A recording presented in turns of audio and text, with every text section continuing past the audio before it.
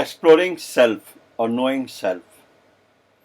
मेरा guest viewer से एक अनुरोध है, इस प्रेजेंटेशन को देखने से पहले अगर मेरे चैनल पे हु एम आई एक प्रेजेंटेशन रखा है उसको देख लें तो ये आगे समझना आसान होगा। इस प्रेजेंटेशन में हम खुद को एक्सप्लोर करना सीखेंगे।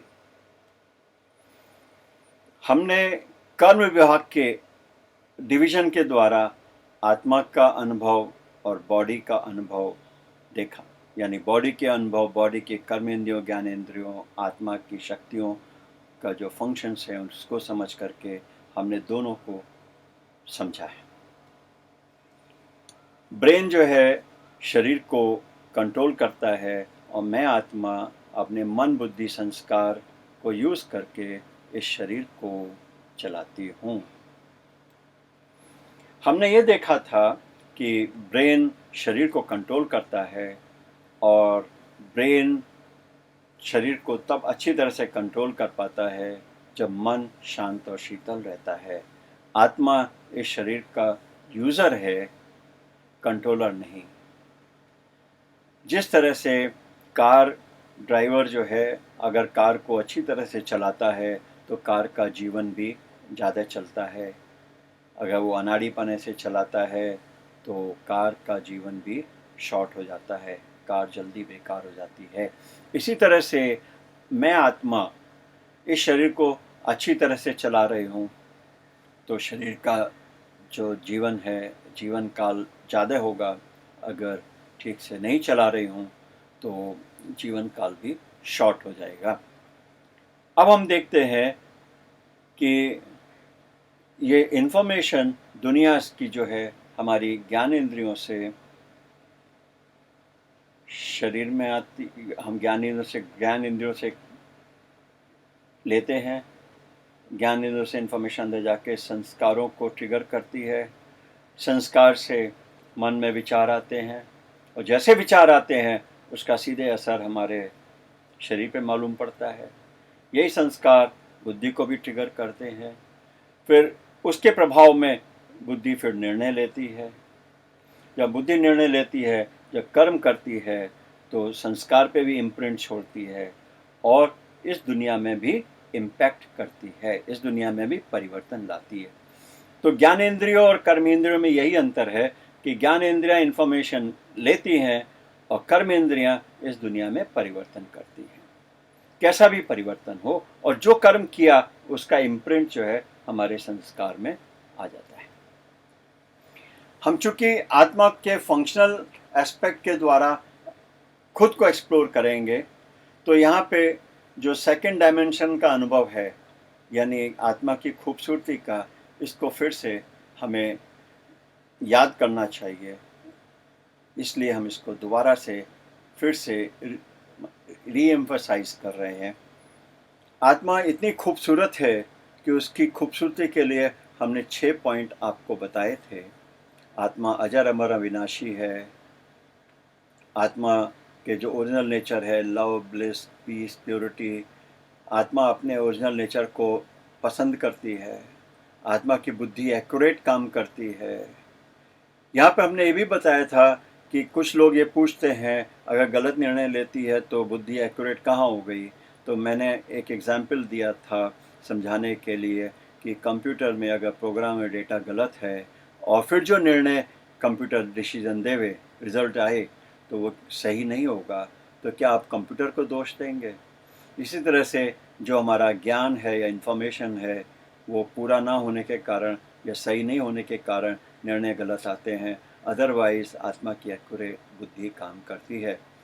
फिर 5वां पॉइंट था, हर आत्मा अपनी छवि जो है समाज में बहुत अच्छी दिखाना चाहती है। मैं बहुत हेल्पफुल हूँ, काइंड हार्टेड हूँ, सबको मदद करने वाला हूँ, मैं सबका भला करने वाला हूँ, इस तरह से। और 6ठा पॉइंट हमने ये देखा था कि हम सबको, हर आत्मा को देने में खुशी होती है, लेने में उतनी नहीं होती। अब ये 6 पॉइंट जो है आत्मा की जो खूबसूरती की हैं वो आत्मा के अंदर एक इंटरनल डायनेमिक्स क्रिएट करती हैं। वो डायनेमिक्स ऐसे काम करती है कि कोई भी आत्मा गलत रास्ते से सही रास्ते पे आने का प्रयास करती है। ये एक लॉ है। इस लॉ को हमें अपने जीवन में भी मतलब एक्सपेरिमेंटली चेक करना चाहिए। हम इसको देख सकते हैं कि हर व्यक्ति अगर उसको परिवर्तन करने का, सुधरने का मौका दिया जाता है तो वो सुधरता ही है। हम यहाँ पे सब्जेक्टिव जो पार्ट है जिसके द्वारा हम अपने आप को एक्सप्लोर करेंगे, और ये जो है मोस्टली हमारे अपब्रिंगिंग, हमारी परवरिश के पर भी निर्भर करता है कि बचपन से अब तक हमारी कैसी परवरिश हुई है। हम जब खूबसूरती की बात करते हैं ना, तो उसमें प्रकृति और एस्थेटिक्स भी देखते हैं, उसमें क्लीनिनेस, ऑर्डरलीनेस, मतलब चीज़ें बहुत सलीके से लगी हुई हैं, साफ़ सुथरी हैं, ओरिजिनल हैं। अब ऐसे सब्जेक्टिव मैटर को ऑब्जेक्टिवली डिफाइन करना बड़ा मुश्किल है। जब हम ऑब्जेक्टिवली कहते हैं मतलब उसका कोई मेजर होना चाहिए। जैसे रस्सी है तो रस्सी की लंबाई एक मेजर है, तो लंबाई को तो अगर एक रस्सी देवें और किसी को पूछें इसकी कितनी लंबी है, सभी एक ही आंसर देंगे, दो आंसर नहीं होंगे। लेकिन सब्जेक्टिव पार्ट, उदाहरण के लिए जैसे हम चाय बनाएं और चाय 10 लोगों को पिलाएं और सबसे पूछें कि उसमें शुगर कितनी है, चीनी कैसी है, ज़्यादा है, कम है, ठीक है, तो हर व्यक्ति अपनी अपनी राय बताएगा। कोई बोलेगा ज़्यादा है, कोई बोलेगा ठीक है, कोई बोलेगा कम है और चाहिए। तो ये सब्जेक्टिव पार्ट जो है पर्सन टू पर्सन वेरी करता है। लेकिन एक बड़ा इम्पॉर्टेंट एस्पेक्ट है सब्जेक्टिव पार्ट में, जो एक गुण है। मान लो एक्स एक गुण है, अगर लाइक किया जा रहा है तो सबके द्वारा लाइक किया जा रहा है, डिग्री वेरी करेगी। अगर एक वाई जो है अवगुण है तो सभी डिसलाइक करते हैं, लेकिन जो उसकी डिग्री है वो वेरी करती है। तो ये जो डिवीजन है लाइक और डिसलाइक का, ये आत्मा के फंक्शनल जो एस्पेक्ट है उसको भी बताता है कि हमारी कॉन्शियसनेस हमको किस तरफ लीड करती है लाइक और डिसलाइक के बीच में। कॉन्शियसनेस को हमने यहाँ समझाने की कोशिश की है, ये एक इंटरप्ले है मन और शरीर पर। मन में विचार आते हैं, फीलिंग आती है, वो इमोशंस क्रिएट करते हैं और उसका असर फिर मन के ऊपर आता है। इस तरह से ये जो है चक्र चलता रहता है। ठीक है। अब ये जो चक्र है कॉन्शियसनेस का, ये इधर से भी शुरू हो सकता है और इधर से भी शुरू हो सकता है।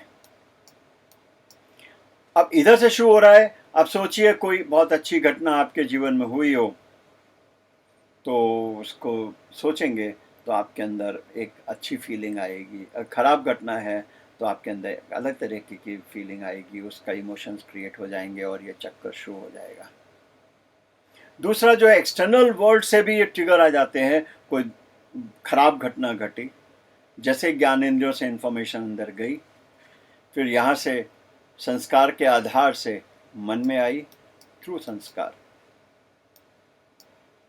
है ना, थ्रू संस्कार आएगा, और जब आई वो फीलिंग क्रिएट हुई और वहाँ से इमोशन का फिर ये साइकिल शुरू हो गया। तो ये ट्रिगरिंग कहीं से भी शुरू हो जाती है, और ये जो इंटरप्ले है यही कॉन्शियसनेस हम समझते हैं। कॉन्शियसनेस और बॉडी जो है एक दूसरे के लिए बने हुए हैं। अच्छी या हेल्थ गुड फीलिंग है, रिलेशनशिप अच्छा है, एक्टिव, और या फिर हम जो मनपसंद एक्टिविटी करते हैं तो हमें हेल्थ, हैप्पीनेस, ये सब प्राप्त होता है। अगर हमारे अंदर सैड फीलिंग है, डिस्टर्बिंग रिलेशनशिप है, इनकन्सिस्टेंट एक्टिविटीज़ हैं, मतलब अपना ही नुकसान करते रह रहे हैं, तो उससे जो है हमें बीमारी, दुखी और गरीबी यानी पॉवर्टी का सामना करना पड़ता है। इस तरह से हम ये समझते हैं कि अगर हमारी कॉन्शियसनेस हेल्दी है तो ये दुनिया जो है एक एक्सीलेंट प्लेस बन जाती है रहने के लिए, है ना, एक्सीलेंट प्लेस, अगर कॉन्शियसनेस हेल्दी है। अगर कॉन्शियसनेस डिस्टर्बिंग है तो जो है यही दुनिया सेम, जो उसमें कुछ भी अंतर नहीं है, वही जो है हमारे लिए जो है डिस्टर्बिंग यानी प्लेस बन जाती है जहाँ पे हम रहना नहीं चाहते। आत्मा का हमने ज्ञान तो सुना, अब उसको सार रूप में अगर देखें तो मैं आत्मा एक बिंदु हूँ, ज्योतिर्बिंदु हूँ, भ्रुकुटी के बीच में। इस शरीर को चलाती हूँ, यूज करती हूँ। मैं आत्मा, बुद्धि, मन या संस्कार, इंटेलेक्ट, माइंड, रिजॉल्व्स, इनको यूज करके इन शक्तियों को प्रयोग में लाके इस शरीर को चलाती हूँ। और मैं आत्मा विकृति के बीच में बैठ करके इसको यूज कर रही हूँ। ब्रेन और माइंड दो कॉन्सेप्ट हैं, सभी जानते हैं, और ये दोनों अलग अलग हैं, इसको हम समझ चुके हैं पहले। अब हमारी जो कॉन्शियसनेस है, हेल्दी है या डिस्टर्बिंग है, उसका परफॉर्मेंस, हमारे जो फिजिकल परफॉर्मेंस है, हेल्थ, वेल्थ, हैप्पीनेस, उसमें दिखाई पड़ता है। और हेल्थ, वेल्थ, हैप्पीनेस जो है हमारी सबसे अच्छी होती है जब हम अपने डिजायर्ड स्टेट में रहते हैं। ये डिजायर्ड स्टेट क्या है? आनंद, पीस, प्योर, है ना? जो आनंद, जो ओरिजिनल नेचर है हमारी आत्मा की, जो सेल्फ एस्टीम है, जो सेल्फ रिस्पेक्ट है, उस स्टेट में जब हम रहते हैं तो हमारी जो परफॉर्मेंस है वो भी टॉप क्लास की होगी।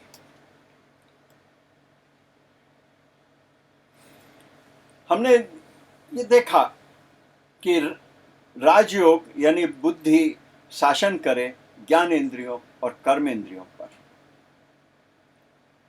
अगर हम शासन करते हैं तो हम खुश रहते हैं, और अगर ज्ञान इंद्रियों कर्म इंद्रियों का मेरे ऊपर शासन है तो हम दुखी होते हैं। वो स्लाइड हमने यहाँ नहीं दिखाया, हमने खाली जो हमें प्राप्त करना है हम उसके ऊपर ज़्यादा फोकस कर रहे हैं। अब हम देखें कि कॉन्शियसली हम इन सारी चीज़ों को डिसलाइक करते हैं। ये सारी चीज़ें को डिसलाइक करते हैं, और कॉन्शियसली हम इन सारी चीज़ों को लाइक करते हैं। हम जो है इससे इस स्टेट में आना चाहते हैं, और ये यूनिवर्सल है ना?